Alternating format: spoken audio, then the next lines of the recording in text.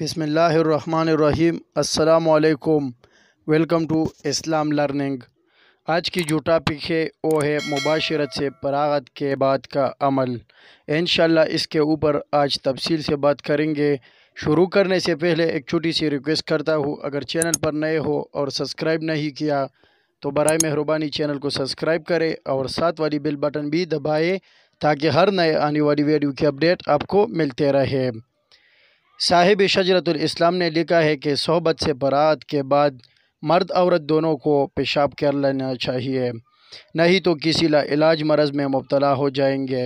علم طب کی کتابوں میں لکھا ہے کہ بعض وقت منی کا کوئی قطرہ پیشاب کی نالی میں اٹکارا جاتا ہے تو سوزش و زخم پیدا کر دیتا ہے۔ مجامعت کے بعد عضو کا دھونا ضروری ہے۔ بقیت الابولیس سمرقند رحمۃ اللہ تعالیٰ نے لکھا ہے کہ صحبت و قربت کے بعد اپنے عضو کو دھو لینا چاہیے، اس سے بدن تندرست رہتا ہے، لیکن مجامعت کے فوراً بعد ٹھنڈے پانی سے نہ دھوئے، کیونکہ اس طرح بخار آ جانے کا اندیشہ ہے۔ اتنی دیر روک کر دھوئے کہ بدن کی حرارت اعتدال پر آ جائے، اور بقول حضرت علی رضی اللہ تعالی عنہ بعد وتی کہ وہ البتہ پیشاب کر لے، نہیں تو درد لا دوا عارض ہوگا، اور ذکر کو اب نیم گرم سے دبوئے کہ بدن کو صحیح رکھتا ہے، اور اگر گرم پانی نہ ہو تو تھوڑی دیر کے بعد سرد پانی سے دھونے میں مضائقہ نہیں۔ خلوت کی باتیں بیان کرنے کی ممانعت۔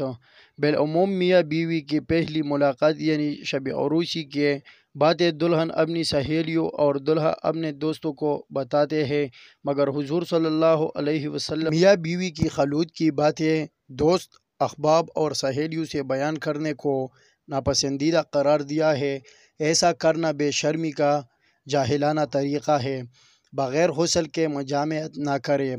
بعض تجربہ کار لوگوں کا قول ہے کہ اگر کسی شخص کو احتلام ہوا ہو تو وہ بغیر غسل کیے اپنی بیوی سے مجامعت نہ کرے، نہیں تو اندیشہ ہے کہ لڑکا دیوانہ اور بخیل پیدا ہوگا۔ اسی طرح ایک بار صحبت کر چکنے کے بعد پھر دوبارہ اسی وقت صحبت کی خواہش ہو تو فریقین بعد غسل دوبارہ مصروف ہو، ایسا کرنا افضل ہے۔ اور حضور صلی اللہ علیہ وسلم نے اپنے صحابہ کو تعلیم دی ہے کہ تم میں سے کوئی شخص اپنی بیوی سے جماع کرے اور پھر ایسا دوبارہ کرنا چاہے تو اسے چاہیے کہ درمیان میں وضو کرے۔ صاحب احیاء نے لکھا ہے کہ کوئی ایک بار صحبت کرنے کے بعد یا احتلام ہو جانے کے بعد صحبت کرنا چاہیے تو اول ذکر دھو ڈالے یا پیشاب کر لے، بدون ان دونوں باتوں میں سے ایک کے کرنے سے صحبت نہ کرے۔ جماع کے فوراً بعد پانی نہ پیے۔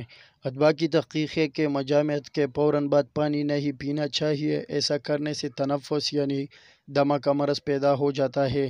اس لیے معدہ پر ہونے کی حالت میں جماع کرنے کو منع کیا گیا ہے، کیونکہ جب معدہ پر ہو جاتا ہے تو جماع کی حرارت سے خشکی پیدا ہوتی ہے اور پیاس کا غلبہ ہوتا ہے۔ کھڑے ہو کر مجامعت کرنے کی ممانعت۔ طبی نبوی صلی اللہ علیہ وسلم میں صاحب خانیہ کے حوالے سے لکھا ہے کہ کھڑے ہو کر صحبت کرنے سے بدن کمزور اور ضعیف ہو جاتا ہے، اور پیٹ بھرا ہونے کی حالت میں مجامعت نہیں کرنا چاہیے، اس لیے اولاد کم ذہن پیدا ہوتی ہے۔ تب یونانی کی بعض کتب میں لکھا ہے کہ کھڑے ہو کر صحبت کرنے سے راشا کا مرض ہو جاتا ہے۔ صحبت کے وقت شرمگاہ کو دیکھنے کی ممانعت۔ صاحب شجرۃ الاسلام نے لکھا ہے کہ صحبت کے وقت عورت کی شرمگاہ کو نہ دیکھیے، کیونکہ اسے اندیشہ ہے کہ کئی اولاد اندھی پیدا نہ ہو۔ مسئلہ کی روح سے اگرچہ شرمگاہ کو دیکھنا مباح ہے اور عورت اور مرد ایک دوسرے کے ہر حصے جسم کو دیکھ سکتے ہیں، مگر علماء نے لکھا ہے کہ عورت کی شرمگاہ دیکھنے سے نظر کمزور ہو جاتی ہے۔ مباشرت کے وقت باتوں کی ممانعت۔ بقیہ ابولیس نے اپنی کتاب بستان میں لکھا ہے کہ صحبت کے وقت زیادہ باتیں نہ کی جائے، ایسا کرنے سے اندیشہ ہے کہ بچہ گنگا پیدا ہو۔ آنکھ دھونے کی حالت میں جماع سے ممانعت۔ جامع کبیر میں حضرت ام سلمہ رضی اللہ تعالی عنہا سے روایت ہے کہ جب کسی بی بی کی آنکھ دکھنے آتی تھی تو رسول اللہ صلی اللہ علیہ وسلم ایسے قربت نہ فرماتے تھے جب تک تندرست نہ ہو جاتے۔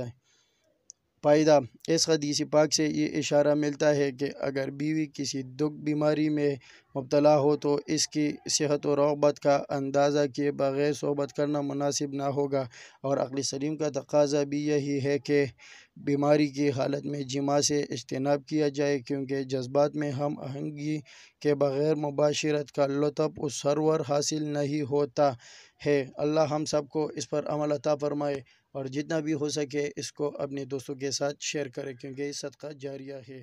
جزاک اللہ۔